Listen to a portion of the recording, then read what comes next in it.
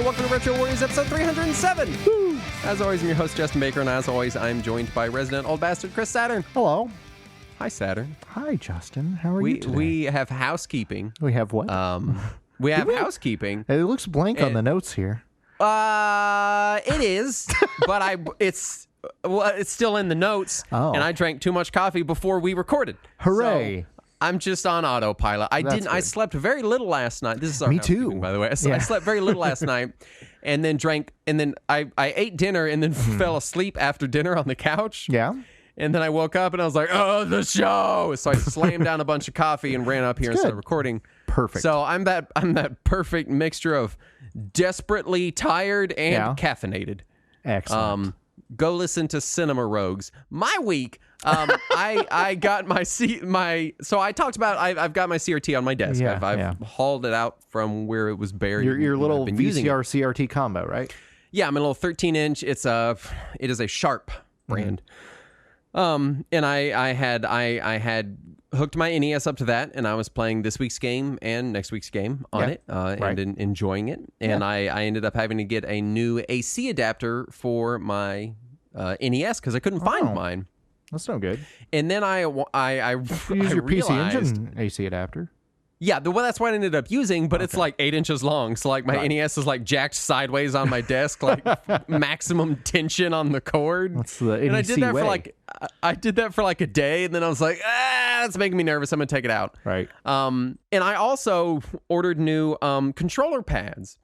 I've never replaced the pads on an NES controller, and mine are really well loved. Oh yeah. And so one of them I replaced the pads. I ordered from Console 5. They sell NES pads, and one, they feel great. Two, they feel to me indistinguishable from the real deal, which I only know because I use the NES Classic controller for the Classic, which is pretty close to the real deal. Yeah. And I, for the first time since that controller was manufactured, it got cleaned. Nice. Which it was gross. I never really, because the way you hold an NES controller is you're not really mashing a lot of your hand onto it. Sure. You know, the way that like an Xbox One controller, like you really grip it and you're really, you're it really conforms to your grip. Yeah. And you're not, so I in my head, I'd never even thought to clean my NES controllers because I'm like, well, they don't get quite as gross as like a PS2 controller or whatever. Oh man. Wow. Wow. The amount of hand dirt that came out of that. Are you saying 30 plus years of use made your NES controller gross? I'm shocked as well, Saturn. I'm also shocked. But all this to say, I got my NES hooked up. I used it for a little bit. Then it was out of commission while I was waiting on new pads, and I was waiting on the new AC adapter. So I hooked my Wii up to my CRT also because I wanted to play some NES ROM hacks. Right. And spent a bunch of time reconfiguring my hacked Wii. Nice. And I just have to continue maintaining that, like, what a stellar device, man. Yeah. A hacked Wii is just so good. It's so good. Right. And I've got it on composite because that's all that little TV has is composite. But it's a good composite image. I'm playing all my games on it. It's just so much fun. Nice. I love that little thing. I feel like this is one of those things that like in 10 years someone's going to be listening to back episodes of this show and be like, Justin keeps recommending Wii's, but they're like $300. And he keeps saying to use these classic controllers with them, but those are like $100 each. I should clarify that for the price point, the Wii is just such a fantastic, versatile, useful. I continually, it's the one system that I always put away, and then I get it back out a month or two later because I like it sits there for a while. And I'm like, I don't need a Wii, but it's my Wii, and it's a GameCube, and it's an NES and SNES at 240p over component video. You know, like it's so many things, and I can't. And a lot of the fan-made emulators for it have even more options as far as output and display and everything. Plus, it can handle GBA games on the emulator too. Oh yeah, and you can get all kinds of systems running on it. It's just great. Right. Anyway, that's I've literally spent like 2 days not even playing anything. I was like, I'll play on my Wii while I wait for these NES parts, and then I just tinkered on it for 2 solid days. Nice. Of my life. Excellent. Anyway. Yeah, I was on vacation from work, so I went down to Austin to go bug Andrew and his wife, and we played some board games and stuff, and watched all the Bill and Ted movies for some reason. Oh my God, Saturn! What board game did you play? Shit, I don't remember. What was the name of that game? I don't. Can you describe it to me? Yeah. There's we played 2 games. One, we played the little. It was Marvel something, and yeah, I know that one.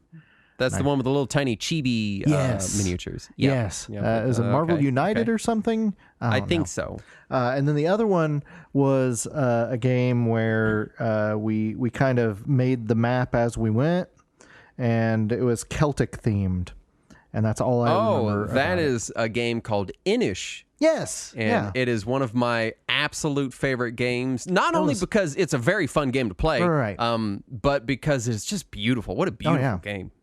Yeah, it was a lot of fun. Anyway, it was enjoyable. But other than that, I wasted my entire vacation on Dragon Quest Builders 2 because I've been seeing you playing that. Yeah, I forgot how addictive it is from the last 3 times that I got addicted to it. And yeah. Yeah, like when I picked it up, I was like, this will be a nice little break before I get back to Yakuza. And now I'm near the end of the game. I've completely rebuilt my subway system that I built on the Switch version. And I also keep traveling to the island I built on the Switch and the PS4 and on PC to steal designs of things that I built before so that I can bring them back to my current island and rebuild them again.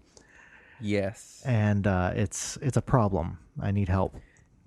You know, I can't, I realized today I can't really say anything because my immediate reaction is to be like, well, you only like it because it's Dragon Quest themed and you hate everything else about that particular genre of game. But I do the same shit with games. Right. I go on about how I'm so sick of like these survival, whatever, third-person games. And then Conan Exiles just hit Xbox Game Pass today. And I'm like so excited for it. And I'm like, I don't care. It's Conan. I love it. Right. So, you know, I get it. And I want to slimes. I wish that I could say that was the only reason I like it, but I cannot get into Dragon Quest Heroes 2 at all. Like I have tried many times, and it just will not.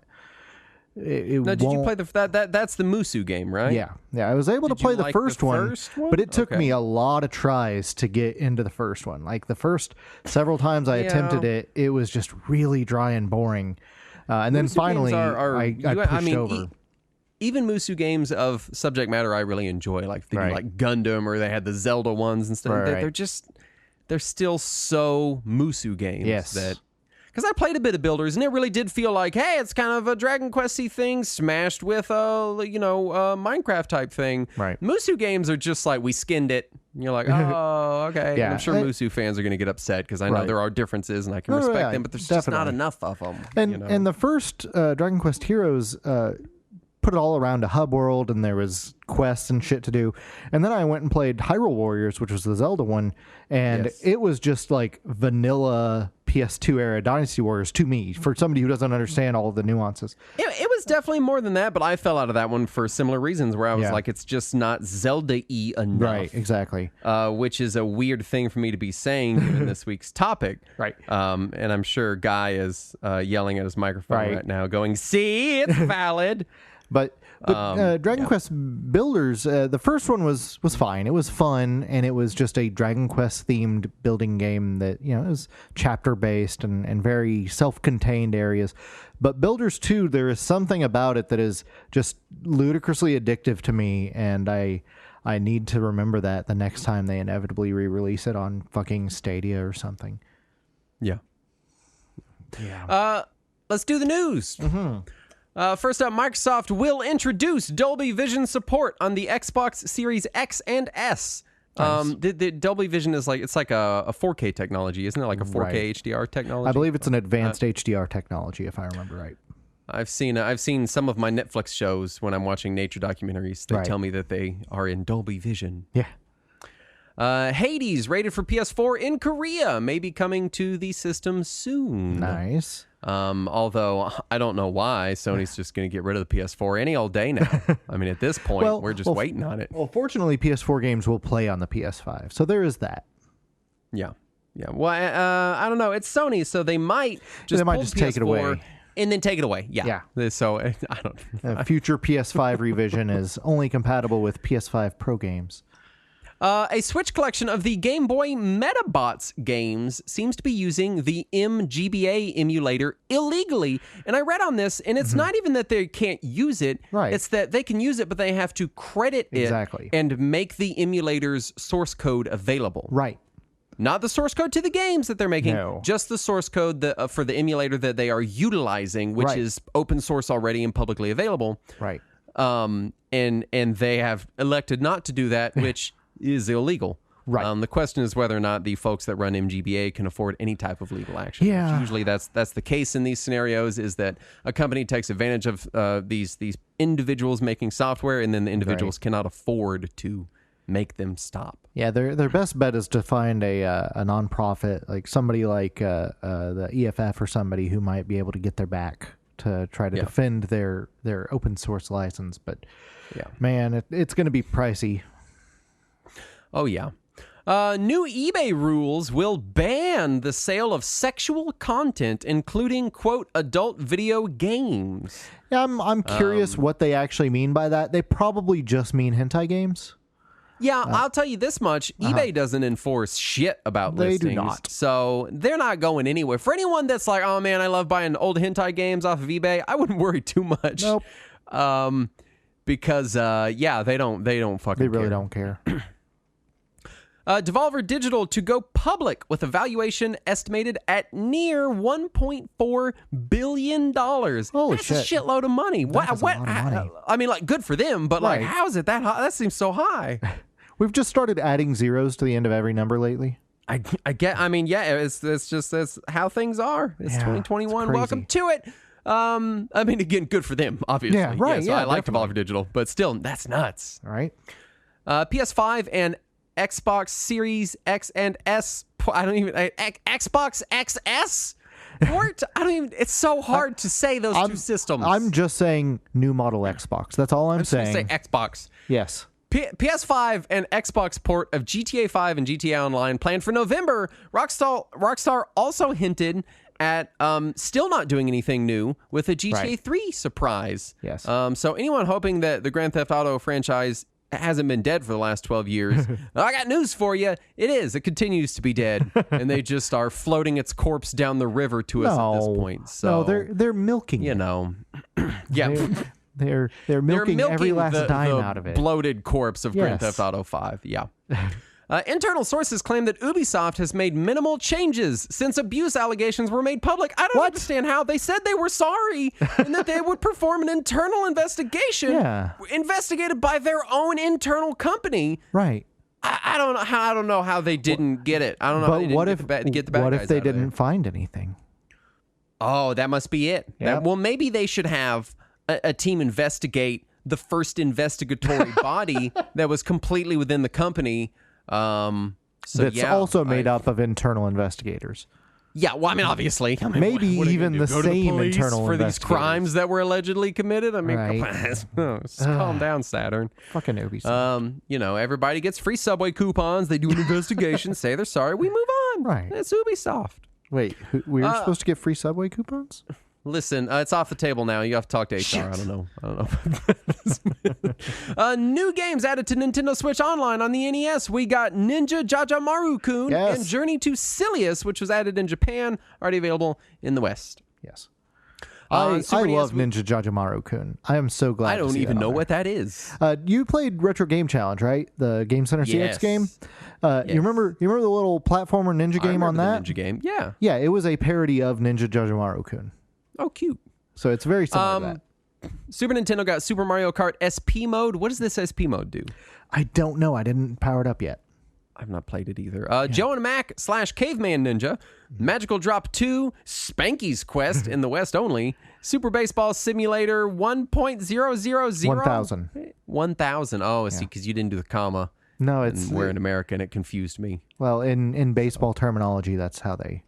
Like if somebody says I think if they're batting 1,000, it is notated 1.000. I'm pretty sure that's also just how the rest of the world notates. Well, not all the rest of the world, but certainly the not English speaking world.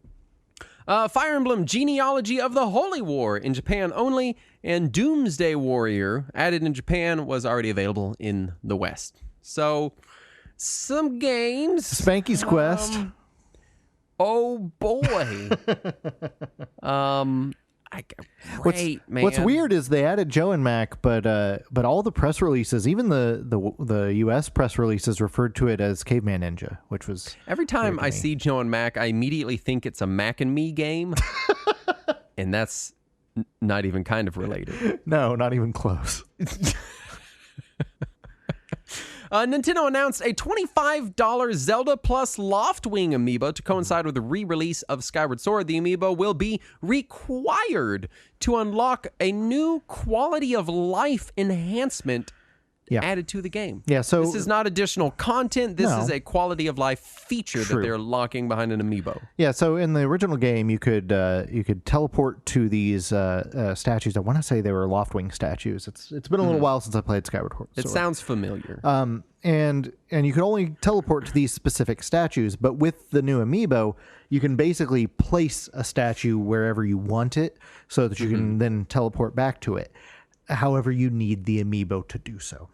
Which, the fact they acknowledge that is a thing that people would want in this game, that would be a useful feature to have, is great. I'm glad that they acknowledge that and that they're trying to fix that potential. Trying to remedy what is, by all accounts, a good and well-received but tedious game. There's a lot of tedium in Skyward Sword that should be fixed in this version of it, in my opinion. And the fact that it's locked behind a $25 amiibo that will inevitably sell out immediately is really frustrating to me.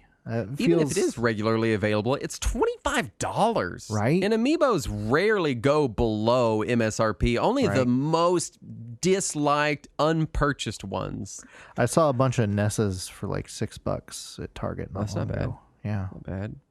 So it's frustrating. I will say, I don't think I ever mentioned it on the show, but my wife's phone has NFC. Yeah. And you can just buy blank NFC chips. Yeah. Yeah, both of my phones have NFC. Yeah, we got a pack of 100 for like $9 or $10. Nice. And so we didn't need to, we were going to go to Target and frantically knock people out of the way to get to the Hello Kitty Sanrio amiibo cards. And then I said, hey, I think we can do this in a way that doesn't threaten ourselves and others with physical violence to buy a consumer good. Yeah. And we did that. We did it that way good. instead. Yeah, I just got one of those. It used to be called a Miko, but now it's the Into Elite. And it just lets you program. They were a little pricier than just buying the cards. Sure. But they seem nice. Yeah, I want to say it cost me like $25 or $30 somewhere in there. Yeah. And so I just wanted to put it out there. I mean, obviously, like, if I get a chance to buy those Sanrio Hello Kitty cards, I will. We used What do they do? We liked them. They just let little Hello Kitty characters visit your town with Hello Kitty themed stuff. Oh, it's Animal Crossing. Yes, Animal Crossing. Okay. Yeah, I was missing that part of it. I just thought it was some generic Hello Kitty amiibo cards. No, I did not know what they were related to. Animal Crossing cards. Okay, I got you. It's almost like you're not on the Sanrio subreddit every day checking on new stuff Saturday. I don't know what you're doing. Sorry, Justin. Super Bomberman R Online released on Switch, PS4, Xbox One, and Steam on May 27th with crossplay across all versions, even Stadia. I know. So cool. Now, is this... I already own Super Bomberman R on Switch and Xbox One. Is this a separate download or just an update to them? This is a separate game.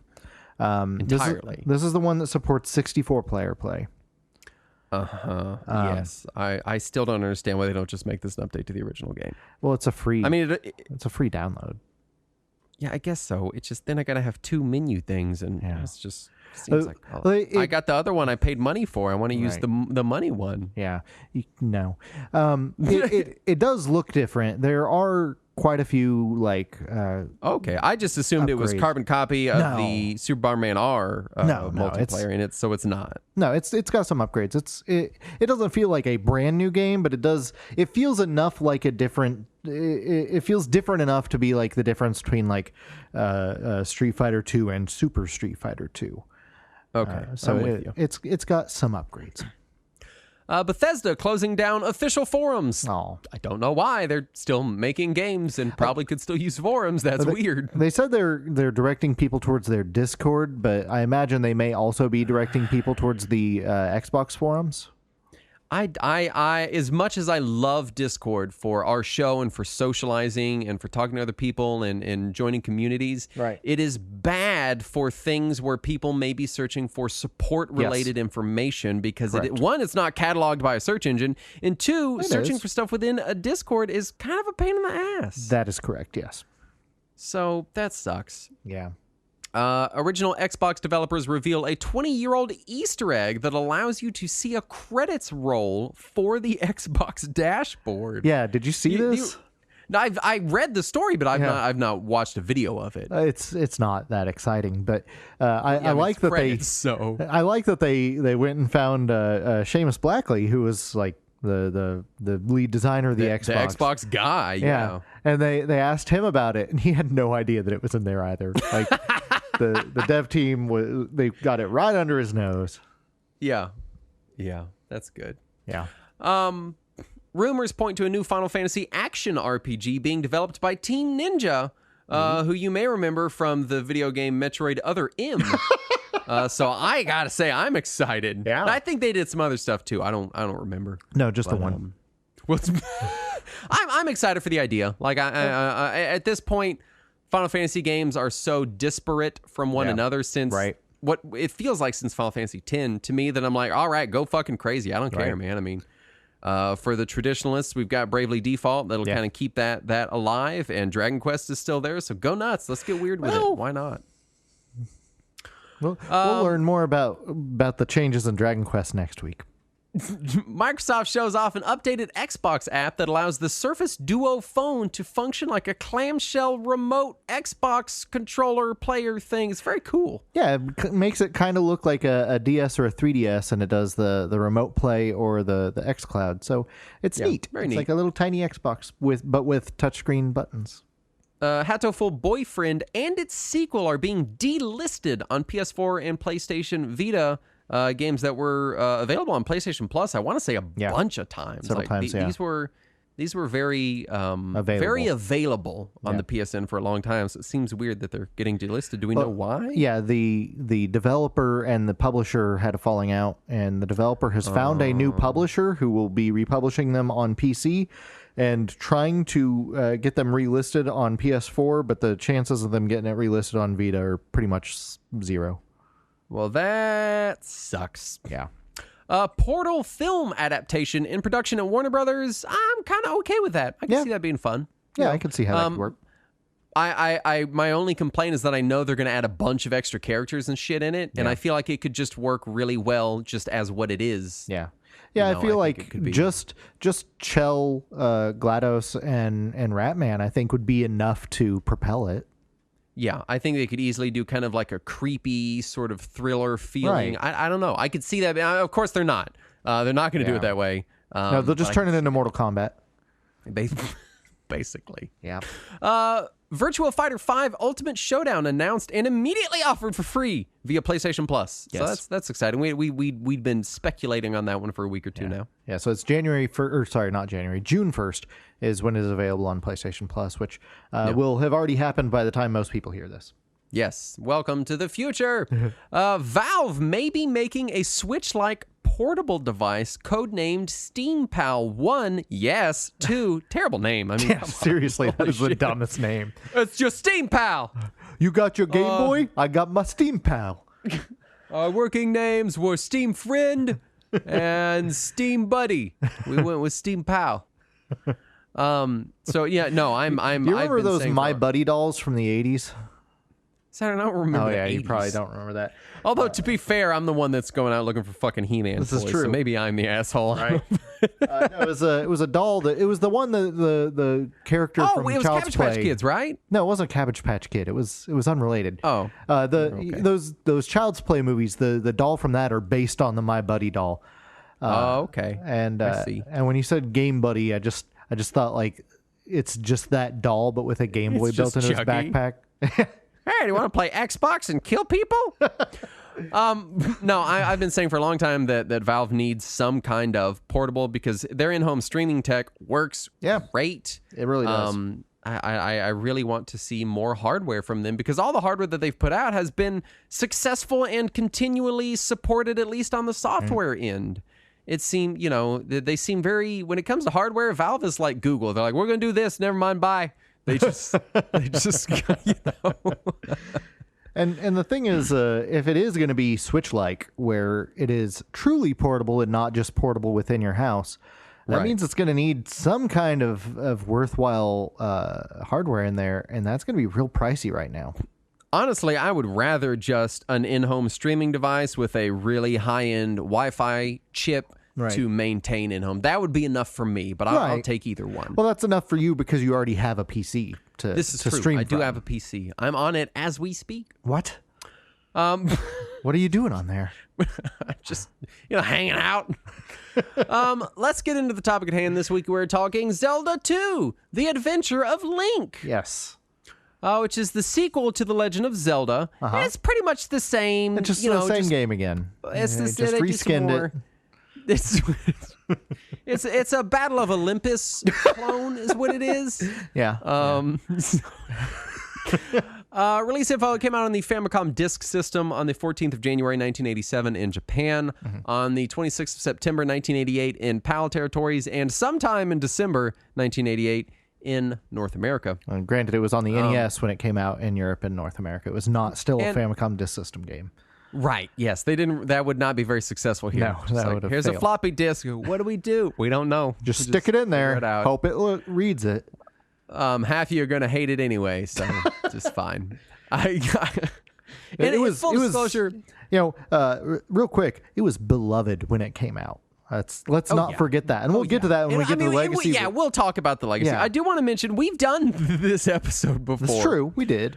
So we do have our Patreon exclusive after hours show where it's our monthly planning show, and it's where we come up with all of our topics and stuff. Available now at patreon.com/Retro Warriors.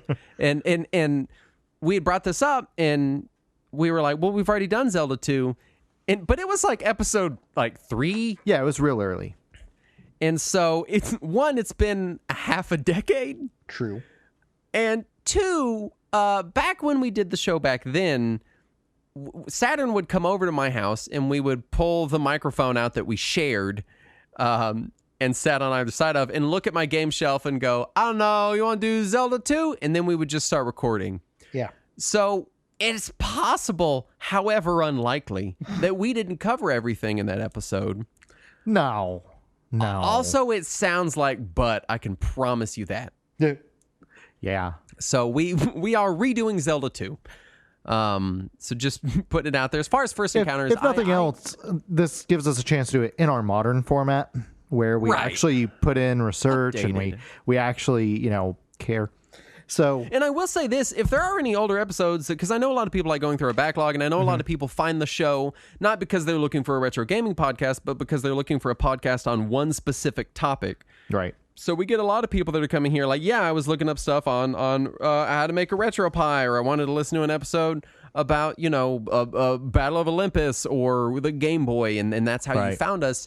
If we have an old show that you're like, y'all really need to redo that, then please let us know. Yeah. Because it may come as a shock. We don't listen to our own backlog a lot. I don't listen to our current episodes. I'm not listening to you right now. I listen to more than Saturn does, but I don't go back to listen to like episode 70, whatever that was. We actually have to have a spreadsheet of the topics we've covered so that we can look at it and know what we've covered. We have no idea what we're doing, how we got here, or what to do from here on out. And we still fuck it up. We completely forgot that we had already done Sunsoft before we did Sunsoft again. The new episode was better. It was. We've done 3 N64 episodes, and not because we wanted to, but because we forgot it twice. Obviously, this is before the spreadsheet. Right. So all this to say that if there's older episodes that you're like, man, you guys really need to redo that, or things have changed since then, or there's new information, or you didn't go very in depth, or maybe you had a guest on, so it was more just kind of you talking to the guest, unless you cover in the topic, then let us know the stuff that you would like us to redo in our modern format. Definitely. And then after we redo it now, we can redo it again in 5 more years. Right. Whenever we all have robot bodies and have a new format then. When we all have gray Fu Manchu beards, because that's the future. Yes. As far as first encounters, I played a ton of Zelda 2, and I found it easier to understand and play than the original game. Weird. Because in the original game, I had to. It was top down, so I had to worry about 4 directions, which means 2 things. 1, it's twice as many directions that enemies are coming at me, and 2, I have to worry about lining myself up with the enemies, which I know sounds silly, but I was like 4. So cut me some slack. Okay. Zelda 2 is easier for me to parse. Yeah. There's only in front of you and behind you. Yeah. That you really sometimes above you, but for the most part, you're worrying about 2 directions, and you don't have to worry about lining up shots or anything. And also, I would get less turned around in it because the original Zelda, I would just walk circles. I could not, because I was a child. I just, Zelda 2, once you enter a temple or something, you can. It's maze-like, but it's a maze of successive 2 directions, right? It was a little easier for me to parse. Granted, way harder to play. It was basically impossible for me to get anywhere. I got to where I could beat the temple in Parappa, the first temple. Yes. I remember being able to do that as a kid. I could get that far. And that was it. Once I got to the spot where you're heading to the second portion of Hyrule to go to the second the Midori Temple or whatever. Right. I couldn't get through that cave because there were boomerang guys. Yeah, and also in you the have to use first the jump temple. Spell and... Yeah, first temple. I don't think there's any boomerang guys in the first temple at all. No. Well, the boomerang guys are only in caves; they're not in temples. Okay, yeah. So then, I could do the first temple. And that was it. But I played a ton of it because I liked Zelda. I wanted to like Zelda. I wanted to be good at Zelda. And I had such a hard time with Zelda 1.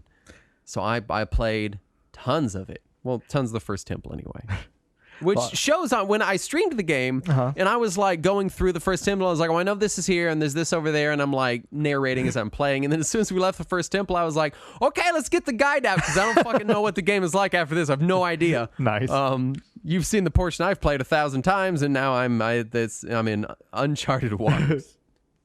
Nice. Yeah, I also played quite a bit of Zelda 2, but I would like to mention that the first Zelda came out when I was 4 years old, so I was probably 5 when we got it, and I had already played a bunch of games on Atari and Commodore that had an overhead view, so I was already used to the moving around in 4 directions. For the only game I can think of that had an overhead view whenever I was little like that was Zelda. That's the only one I can think that we didn't have Pac-Man. Weird. Like I can't think of another game that we owned that I played that was overhead. Zelda 1 for the early years of my life was the weird game. I was like, that's such a weird game. All these other games, you go left and right, and in this game, you can go any direction. That's bizarre. Trog, we had Trog. Yeah.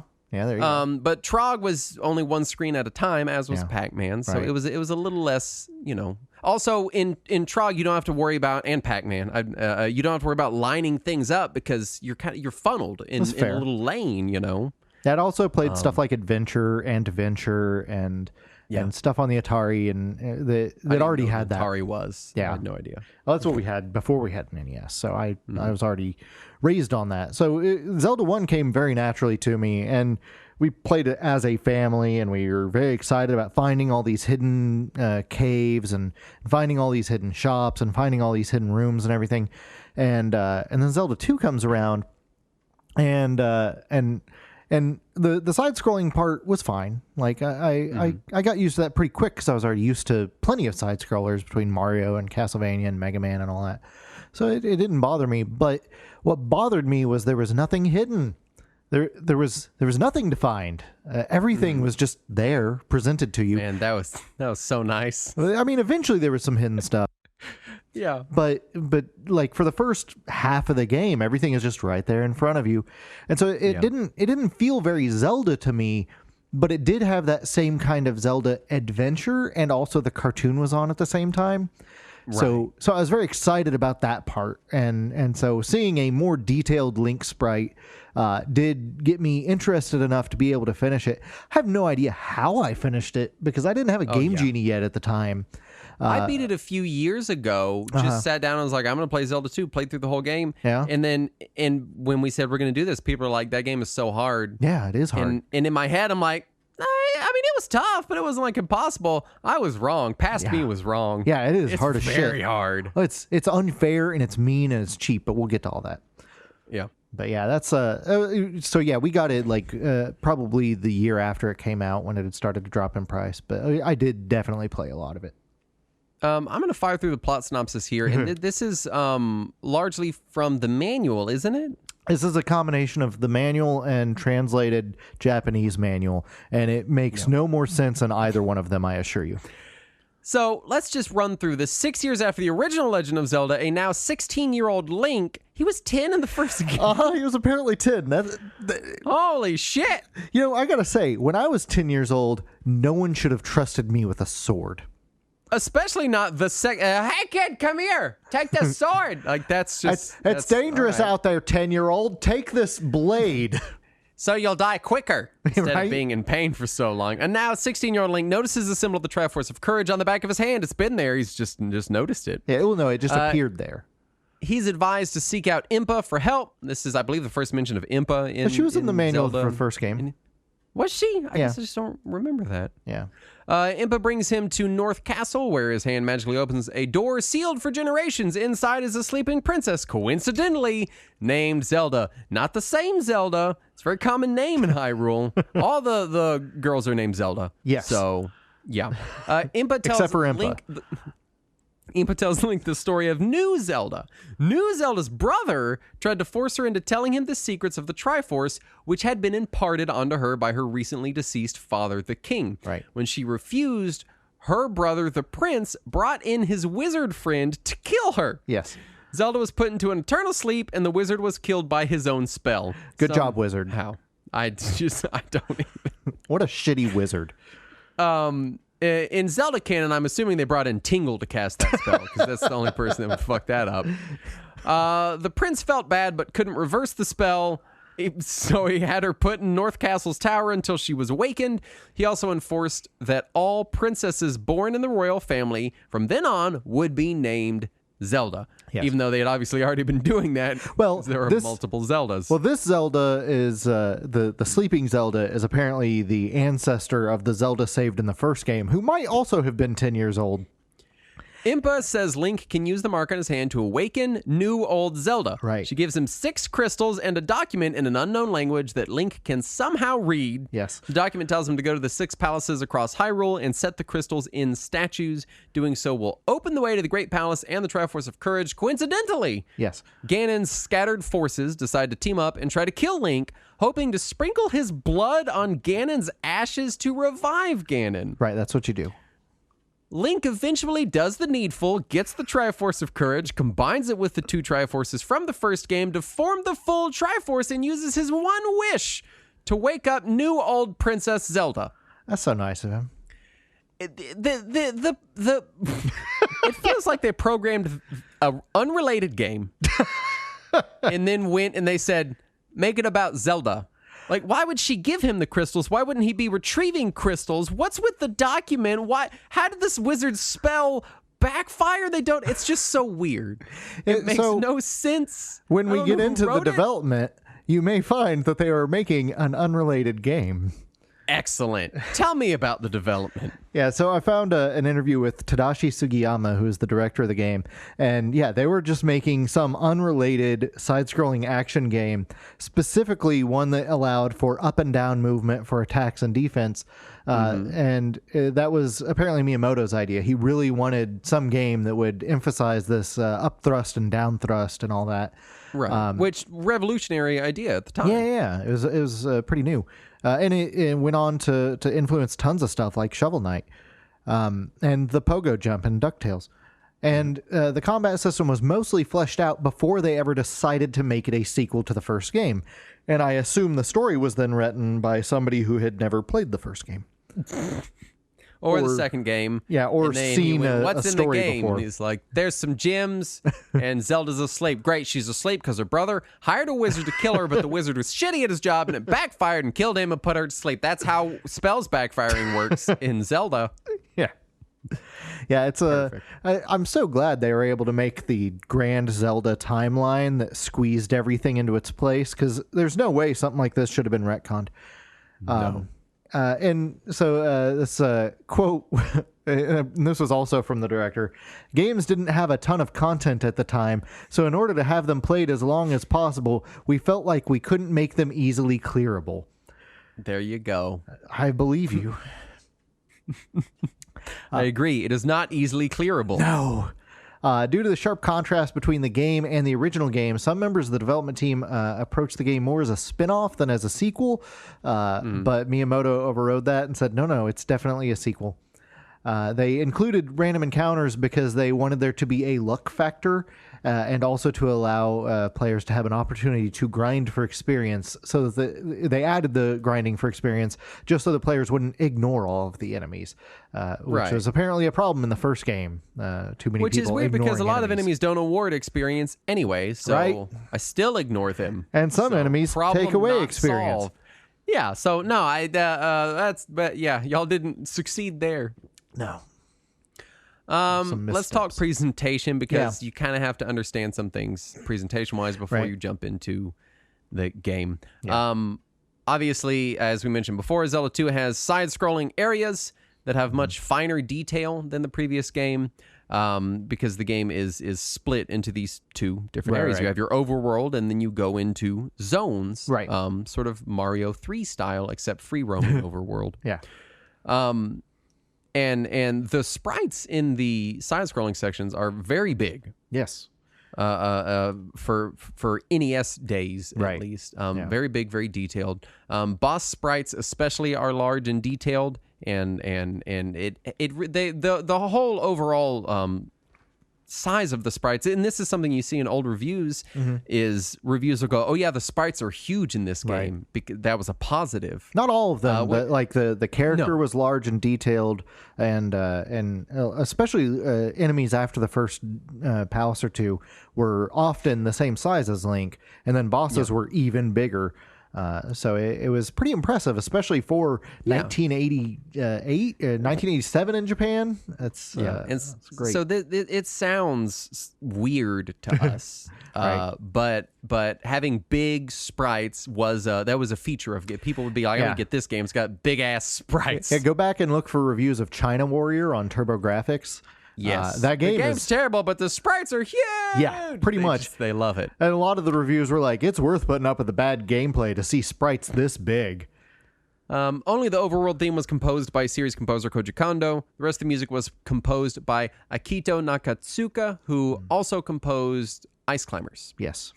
Most of the soundtrack is excellent. I love this soundtrack. I also love the soundtrack. It's especially the temple theme is just fantastic. It seems to be less loved than the rest of the franchise because, again, it doesn't really include any songs from the rest of the franchise. Yeah, I think a lot of it is just that Koji Kondo wasn't there, because he Right, composed most of the other major games, and he's much more likely to reference his own work than somebody else's work. Right, and then especially like Ocarina Forward, music-wise, it's the Zelda is much more homogenous. I mean, which isn't to say it's all samey, but And even it's then, much more like... Even then, Ocarina borrowed a lot of music from the first game and from Link to the Past. True, very true. The graphics and sound were both changed pretty sharply between the Famicom Disk System original and the NES cartridge. Yes. Anyone interested, there is a cutting room floor article about all of the differences. There's a ton. Yes. Notably, the random encounter music is completely different between the two versions. Right. Overworld enemy sprites are nondescript colored blobs instead of distinct slime, moblin, and fairy icons. Right. All items had to be stabbed to be picked up, including things like container hearts and the kidnapped child. I especially love that you have to stab that child to pick him up. Several overworld graphics like water were animated in the original version. Right. Palaces were either all green or gray in Japan, instead of different colors with different brick design in each palace internationally. The fifth palace reused Helmet Head as a boss And Guma didn't feature at all in the Japanese version, and the experience system is very different. And I will say all of the positive things here, because we'll talk about it close to the end of the episode, but like the animated overworld, and the musical difference are restored in the romhack, which we're going to talk about later on, which is really neat. Let's talk gameplay, which is most of this game. It is, as we talked about, it is broken up in overworld exploration and action scenes, is what they call them. Yes. Which is side-scrolling segments. I loved the phrase action scenes. A lot of games back then used that phrase, and I love it. Overworld exploration is similar to the first game, but with no action. The only items that can be used are the magic hammer to destroy rocks, the raft, and the flute. Right. Combat takes place exclusively in the side-scrolling areas, and Link can stab forward, stab low by ducking, and use an up thrust or down thrust after being taught the moves or cast spells after learning them. And Link can also block some projectiles, not all projectiles. No. And like in the first game, you do have the sword beam if you're at full health. Right. But it's pretty shitty in this one. It kind of sucks. Really, the sword's reach the sword in general kind of sucks in this one. Yeah. You really, really have to use spells in Zelda 2 prodigiously. I don't use them very often, honestly. I do almost everything through melee combat in the game, unless I am required to use a spell. I don't know how the hell you beat the game without like using it, because you have quite a few spells by the end of it. The most important ones are probably Shield, Life, and Fairy. Yes. Shield and Life do just like what they sound like they do. They restore your life, or they put Link in a red tunic and give you, a shield. But the Fairy spell turns you into a fairy, and you can just fly over whatever you want. Yes. And sometimes clip out of bounds. And I use that spell. That's how I got through. I don't know that I could get through Death Mountain without the Fairy spell. Yeah. Don't you learn it after Death Mountain? Do you? I thought you did. Or maybe you can. Maybe learn going backward through Death Mountain then, because because I think I think you have to get the thing from Death Mountain to learn. Well, maybe that's the life spell. I'm not sure. To be honest, I'm not sure. And I'll be even more honest. I didn't make it to Death Mountain in this playthrough. I finally just gave up. I was like, I've beat the game before. It's fine. You know what it is?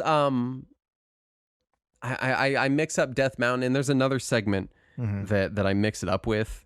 Is it the path to the Great Palace at the end? That's complete bullshit. That might be it. There is a big mountain segment that I just ferry through the whole thing because whatever. Because fuck it. But yeah. So the spells, I feel like the spells, they help a lot, and they give you a lot more flexibility than, for example, the items in Zelda 1 do. Specifically because you have shield and life and basically flight. Like those give you a much bigger toolbox than like, oh, you got a boomerang. Well, you could have magic potions in the first game that did the same thing as the life spell. True, but a limited amount, and you couldn't really grind for more while you're in a dungeon. No, but you could bring 2 into a dungeon, which was more than enough for most of them. The first one is just an easier game in general. You could also get blue and red mail that was permanent rather than having to cast the shield spell each time. That's true, but to be fair, the shield spell does reduce your damage by a whole lot. Right, about as much as the red mail in the first game, though. Does it? I don't know why it feels like it's so much more. But I think it cuts it down to half in Zelda 2. Actually, it might cut it down to a quarter if you're level 8 magic. And in the first game, red mail cuts you down to 1/4. Yeah. But I don't know. It may also just be because we haven't really mentioned this. There's no items. No. I mean, there are some items, but not items like in the first game. Right. You can't stun enemies. There's the only range attack no boomerang, you have. There's no bow. There's, You can use the sword beams or the fire spell. That's your only range abilities. Yeah. And so not having those items, maybe in my head, it just makes me feel like I'm relying so heavily on these spells because I have to, because it's all I have. Pretty much, yeah. In this, I feel like Zelda 2 has always been pretty famous for like not having items. There's no item. I mean, well, it doesn't have a lot of the things that are standard in Zelda games. It's true. It very much stands out in that regard. There are towns in this one. Yeah. Towns are presented in an action scene. What are they called? Action. Action scene. Yes. Most towns feature an old woman who will invite you into your home to restore your health. An old woman who will invite you into her home to restore your magic, and a wizard who will teach you a magic spell of some sort. Right.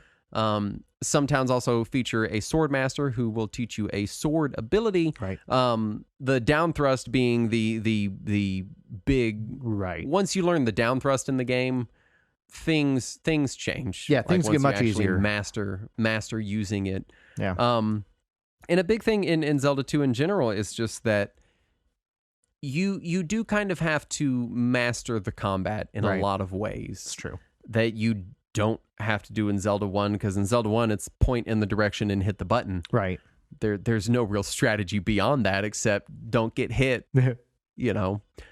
Maybe throw a boomerang and try to stun them. But in this one, with you have to block high and low. Mm-hmm. You can block some projectiles, but not all. And then you run into certain enemy types. Like I think they technically in the NES Game Atlas they call it a knight, but it's a dark Iron nut. Knuckle. Iron Knuckle. Pardon me, I mixed those two up. Which one is the Dark Nut? Dark Nut's Zelda 1. Iron Knuckle is Zelda 2. Okay, the Iron Knuckle. Yeah. And that thing, holy shit. Yeah, that is the frustrating point, especially the first time you play the game before you figure out how to kind of cheese through that fight. Yeah, and there's like 4 of them in the first palace. Yeah, but it's just the orange ones in the first palace, which then the second palace throws red ones at you. Yes, and the red ones are tougher, but are otherwise basically the same. And then the third palace throws the blue ones at you, which are tougher and have sword beams, and they are rough.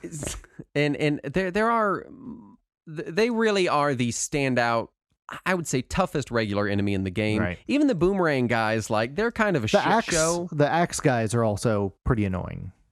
I don't have a ton of trouble with those. I've always had the worst trouble with the knights. Because what you're supposed to do is run and jump and hit them while you're jumping. Oh no, I just have a sword fight with them. I'll sit there and melee if you run and jump and time it right, you can hit him in the head and then run back and repeat that. Well, once you have the downward thrust, you can just jump on them. Right, then you just downward thrust them. But before that, I just do the standard melee. Just block their attacks, attack them when their guard's down, and they go down pretty quick. I don't have the reflexes to fight them regular. Oh, like I cannot attack them and block their blows because they alternate. They go high and low, and it's random which direction they attack from. Right. It's too fast for me. I can't. I have to do the trick. Huh. And we have video evidence on Twitch of me not having good enough reflexes to do that. Yeah, I didn't know that there was a trick all the years that I have played it. I've just always done it the normal way until I get the downward thrust. And what's weird is I think my reflexes have slowed because I don't remember having that issue when I was younger. I could eventually battle my way through them. Not this time around. Yeah, I have a bigger problem with the axe guys just because their range is just longer than your sword. So by the time you get close enough to do damage, they have already been able to do damage to you, and they attack really quickly. So you have to dart in there, hit them real quick, and back up.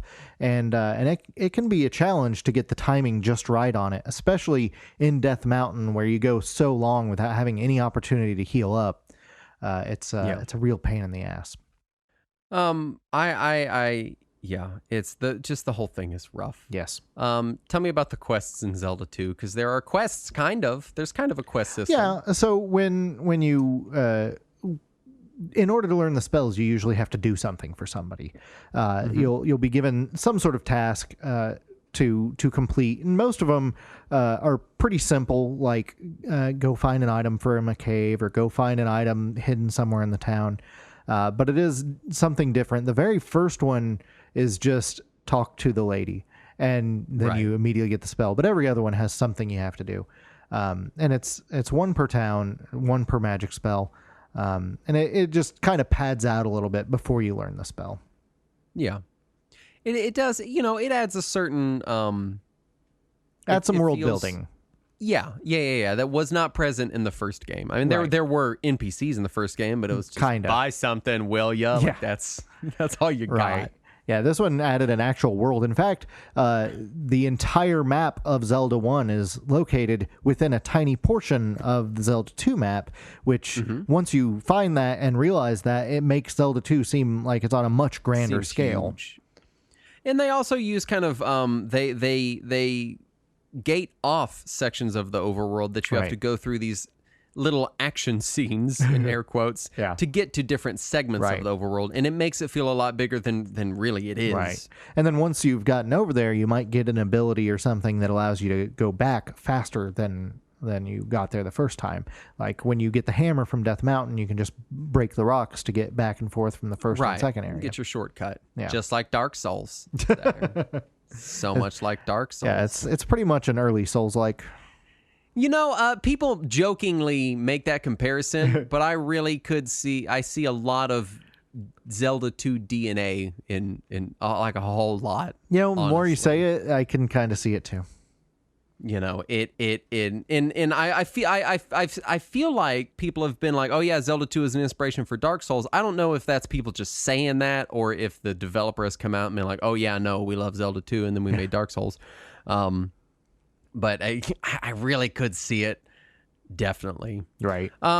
Let's talk Overworld. Yeah. As you're traveling around the Overworld, there are different types of paths you can take that give you more or fewer encounters. So if you're walking in the grass or whatever, you get more encounters than walking on the path. Well, if you're on the path, you get no encounters. Yeah. Which so if you want to take the slow way, you don't have to worry about it. Yeah, it's fine. It's the safe route. And then if you get in the grass, you get some encounters, forests, more encounters. And depending on which tile you're on, when you actually encounter an enemy, determines what kind of enemies you will fight. And also which enemy icon you encounter will determine which enemies you fight. With the little slime icon being the weak enemies and the little moblin icon being the harder enemies. And not just which region you're in, but also which terrain you're on. So if you're on grass, you'll get more basic encounters than if you're in the forest.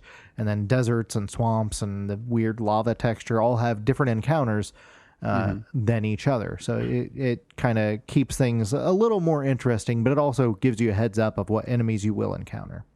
Right. Again, there's prodigious use of caves that you have to explore. Right. Encounter tiles are placed on the map in specific locations to kind of force platforming to reach certain areas or items. Right. Palaces are laid out similarly to dungeons in other Zelda games, but with combat or platforming challenges instead of puzzles. There's effectively no puzzles in this game. There's also very few hidden rooms. Right. There's maybe a couple sections where. Yeah, actually, I can't think of any puzzles. No, I don't know that there's. Really. I mean, really, the puzzles are the quests in town. Yeah, you know, which even those aren't really puzzles as much as tasks. Go find a thing. Right. You have container hearts and magic containers. They're found in hidden areas of the overworld rather than obtained at the dungeons. Right. And when Link defeats most enemies in action scenes, they may drop a magic bottle, some experience, or an experience bag. You can eventually level up, which allows you to level up your health, which means you take less damage when attacked, your magic, which makes your spells cost less, or your attacks, which make you deal more damage. Right. And you can either level up the available stat or save your XP to try to level up the next stat. Right. And in the Japanese version, all the stats cost the same. So you could pick whichever one you wanted, but if you leveled up one, then I'll mention in a minute how fucked up that whole system is in Japan. Reaching set amount of completing a palace gives you enough to jump to the next level, and everything maxes out at level 8. Right. That's the maximum amount for all of your stats, and there is a lives system. Right. And it's especially frustrating in this game because of how big the overworld is. Yes. And also because there are action scenes you have to go through to get to some of the later areas. You can't skip them. So, and a lot of those have instant death pits that you can be knocked into by some randomly spawning thing that you can't possibly have avoided in time. So you may end up sacrificing lives for no reason. And it's frustrating because you can't guarantee that you will be at full lives when you get to the last area, especially. Right. Is the really annoying one. If you run out of lives, you get a game over, and then you lose any experience you have currently collected. Right, that you haven't spent on a level. But in the Japanese version, it's even worse because if you die or if you save and turn the game off, it resets all of your levels to whatever your lowest level is. So if you had leveled up your attack to 8 and your magic to 8, but your health is at 2, if you lose all your lives, everything's level 2 now. Oh my God, that has to be a glitch. No, I mean, that was intentional. God, that's so mean. Yeah, and that's why that was changed in the Western release, because it was very poorly received. It's just that's shitty. Palace bosses get their own on-screen health bar, which is this the first time or the only time that Zelda bosses get a health bar? That I can think of off the top of my head, I can't think of a single other Zelda game that has. It's not unique to NES games. I mean, you have Mega Man and certainly Castlevania not, but and it Ninja Gaiden, definitely seems unique to the Zelda franchise. Definitely. And you get such classic Zelda bosses as Horsehead, Helmet Head, Iron Knuckle, Carrick, Gooma, which is almost Goma, Volvagia, Thunderbird, and Shadow Link. Right. You know, all the hits. The 2 of those have been reused, I think. True. This is true. I think only the 2. Horsehead's my favorite. He's my favorite too because he's the first boss, so I'm good at it. Yeah. And the bosses range from difficult to insanely difficult, I would say. I would say Carrick is usually pretty easy. I mean, he can be cheap sometimes, but he's usually easy. Really, Shadow Link is easy if you crouch. That one, if you know the cheap trick, is super easy. Crouching is not a cheap trick. Also, I love Cheap Trick. They're a great musical group.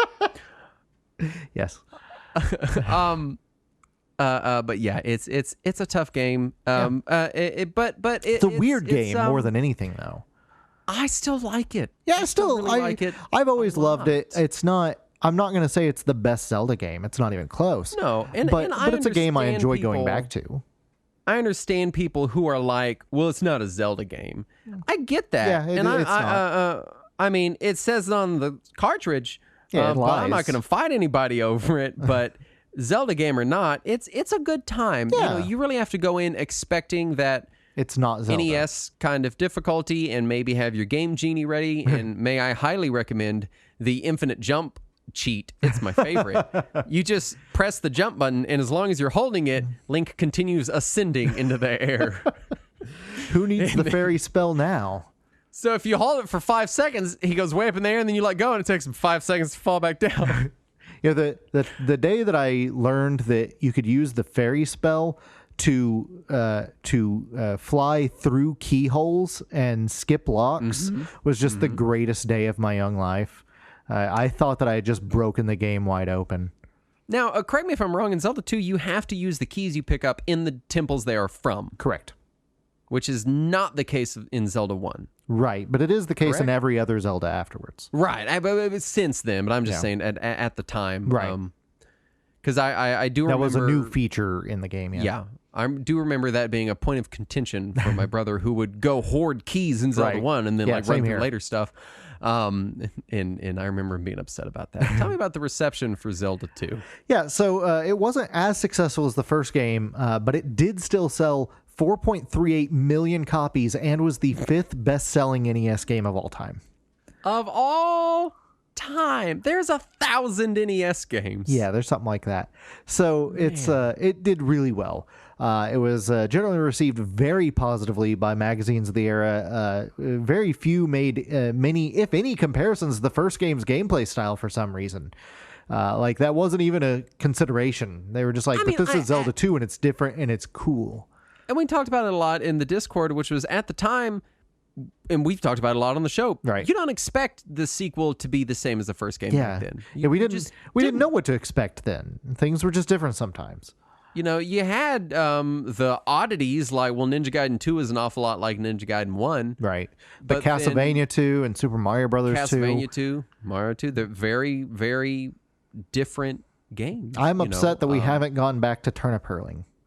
I feel like that's an underutilized I'm equally upset mechanic. Because the more time goes on, because I wasn't really very cognizant until, like, I remember a couple years of my very young childhood being NES only, and then we got the Super NES, and we got it a little bit late because it came out in 92, and I want to say we got mine when I was like, it came out in 1990.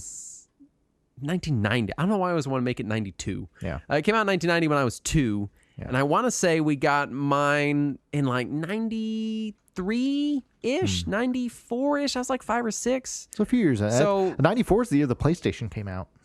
So from basically kindergarten, I was in the Super Nintendo world where sequels were usually very similar to their previous games. Yeah, it was improved versions of the old ones. And it was like a feature of the NES that it was like, oh, well, this is such and such 2. You don't even have any idea what to expect. Right, unless it's Mega Man. Yeah, unless it's Mega Man or Ninja Gaiden. Yeah, and then there much. you go. Right.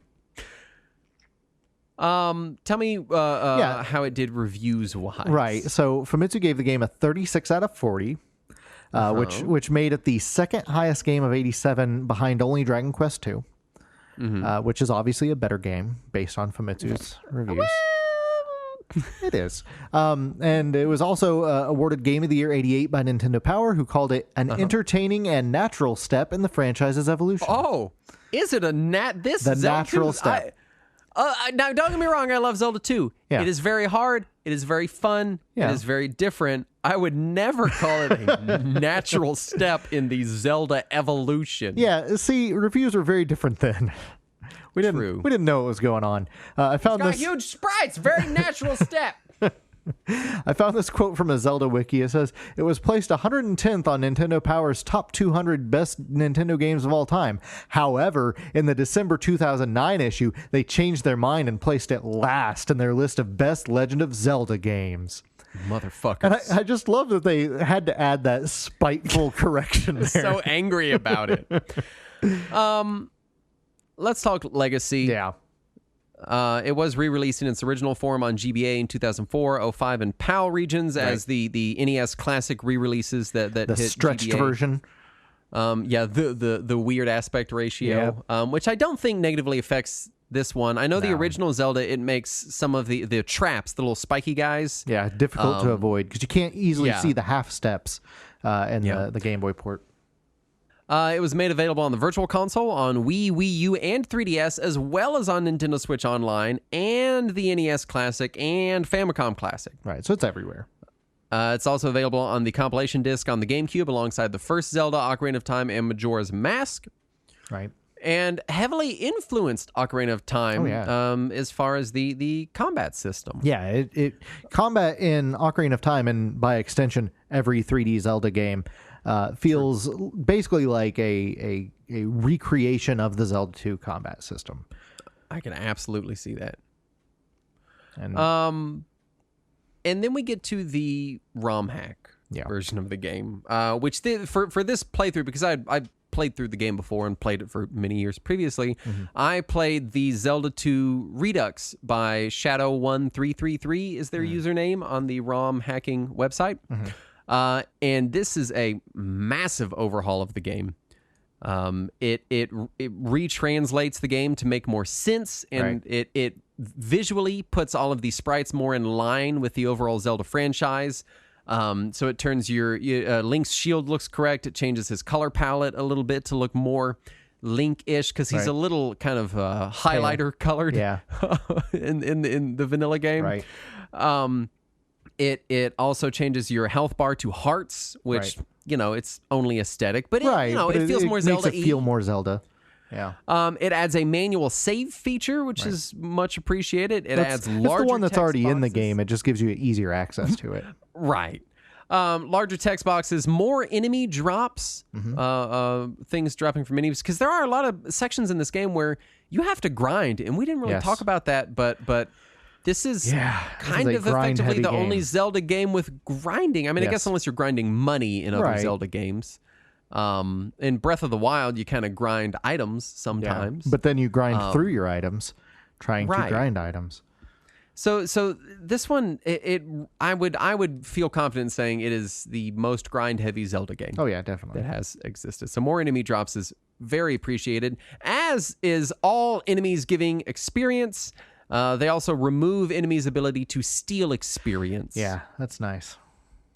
They add in overworld animations from the Famicom Disk System version. As well as music from the Famicom Disk System. Yeah, they restore a lot of the original music. Yeah. Link dolls in this version also add permanent lives, making them actually useful. Right. Which, I mean, man... What dumbass decided to add these one-ups in Zelda 2, but then as soon as you save and turn the game off, you lost all the one-ups you collected. They're gone forever. There are some weird half-baked design things in Zelda 2 for sure. It adds tons and tons more stuff. The changelog is massive. It's available at ROM hacking. Is it .net? ROMhacking.net? Yeah, ROMhacking.net. Yeah. I highly, highly recommend this ROM hack. The game is still tough as nails, even with it. Right. But it feels a little less obtuse, a little less unfair, and a little bit more accessible, and it's nicer looking. Now, my question is, they say that they fix the translation. Did they change Bagu's name to Bug so that it matches with Air's name? I don't know. Because that was for years everybody always made fun of that guy that just says I am Error and nothing else. And then he's still there and he still says I am Error. Good. Because it was decades before somebody looked at the Japanese version to see that he said the same thing, but then the other guy that's called Bagu in the US version, he always said I am Bug, because their names were supposed to be Bug and Error, and it was supposed to be a reference to one another. Yeah. No, I did not talk to the second portion of that particular in-joke. But Error is still there and still says I am Error, so I would assume they fixed it. That's good. But I don't actually know. And it's interesting as far as ROM hacks go. Again, the game is still as difficult as it has ever been. Right. The enemies don't seem any easier. But you have an easier time navigating the game. Give some more quality of life improvements. As much as I love Zelda 2, it is dragged down by its weird experience system, by its stingy dropping of items, by its basically useless life system, the and its inability to manually save. There's so many little things that you can manually save in the original. You just have to pause the game and then hit up and A on the second controller. What? I didn't know that. Yeah, the first Zelda does it too. I always just killed myself. Oh, yeah. You just pause the game and hit up and A. So yeah, it adds a ton of quality of life features but still keeps that, original experience. Right. I guess is what I'm trying to say. I don't know that I'm going to go back to vanilla Zelda 2 after playing Redux. I have a hang up about playing ROM hacks over the original. It just doesn't feel right. I appreciate them. I appreciate what they do, but then I have to play the vanilla. It's the same reason I can't rename my characters in games. No, I'm over original Zelda 2. It's Redux all the way for me. Original Zelda 2 can bite me with its weird. Again, I still love the game, but the ROM hack is just so much better. I ain't going back. You can't make me. Yeah. I do want to mention I somehow skipped over this earlier. Ocarina of Time reuses two bosses from Zelda 2. You got Volvagia and Shadow Link. Oh yeah, and Shadow Link. Also, the Seven Sages in Ocarina of Time are all named after the towns in Zelda 2. So never realized that. Clearly there is influence from Zelda 2 in the other games, even if it isn't as obvious as the influence from, say, Link to the Past. Yeah, Ocarina of Time definitely feels like an interpretation of a lot of Zelda 2 stuff. Right. But not the experience system. Not the experience system. They knew better dished than all that. Yeah. And is this the closest that you would say Zelda ever comes to being an RPG? Yeah. That's always been my take. Is it an RPG? I think it's an action RPG, definitely. Well, yeah, all Zelda games are action RPGs. No, they're not. They're adventure I would games. define them as such. I wouldn't. I would say the other Zelda games are all action adventure, and Zelda 2 is action RPG. So for you, the delineating factor is there are levels. Not just that there are levels, but that there is some sort of progression system and character development. Uh-huh. And in this one, you don't just gain levels, but you get to assign what levels you get when you do get them. So some control over the individual character progression. Yeah, that feels like the point to me. Whereas other Zelda games have similar and often identical progression, but it's locked between items and you don't really get to choose. Well, I mean, I guess you could sequence break in several of them. I fucking love sequence breaking. But it's not necessarily, well, what stat do you want to raise? Right. Yeah, that's fair. I'm not criticizing. No. You always have very hard line. You're very much like, no, this is this genre and that's that genre, and I'm like, I don't know, it's a game, right? So I'm always curious to see where you classify things. Yeah, it's I have very weird and arbitrary delineations when it comes to genres, and I don't know why. I have weird and arbitrary ones too, but you're like, no, it's this. You're dedicated, which is, to be fair, is because you've given yours a lot of thought. It's not like you're just picking them randomly like I do, But I'm always curious, especially I'm always also interested to hear the entire is Zelda an RPG argument rehashed as many times as possible. It's always fascinating and entertaining to me. But to wit, Zelda 2 is a really good game. Mm-hmm. It's really tough. It is sometimes unfair. True. But the moment-to-moment gameplay is challenging and enjoyable. I really like the combat. I like that it is diverse and that it is very often has random elements thrown into the combat that keep you guessing and keep you on your toes. And once you get a few power-ups and spells under Link's belt, the game becomes not easier, but more manageable. Right. And I'm definitely going to call the ROM hack essential to anyone wanting to enjoy the game in 2021. Especially for the first time.